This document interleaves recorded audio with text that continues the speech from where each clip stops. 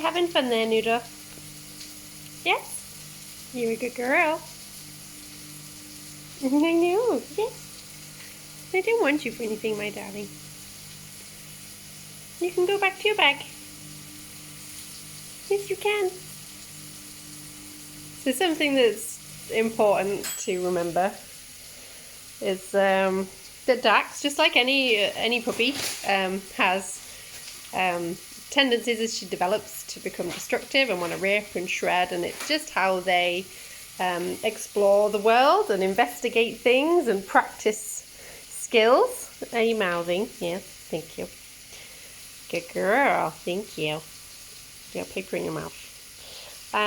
So to make sure that she isn't destructive towards things that I'd rather she wasn't, like shoes or furniture or anything else, or like the washing up sponge that she stole and shredded some of,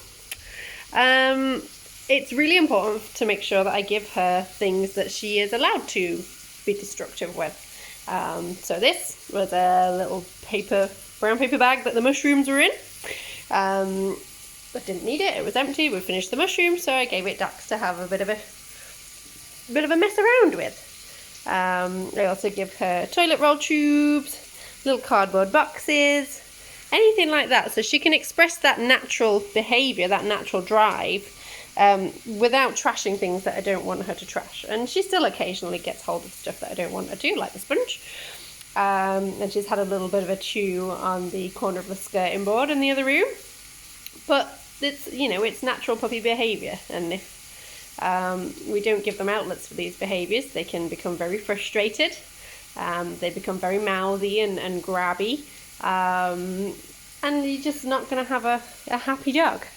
And they will find things to chew, and it'll be things that you don't want them to chew. So it's much better to give them an outlet that's appropriate for these behaviours whilst they're going through this development stage, than it is just to keep taking things away from them, telling them no, and not giving them anything that they are actually allowed to do these behaviours with.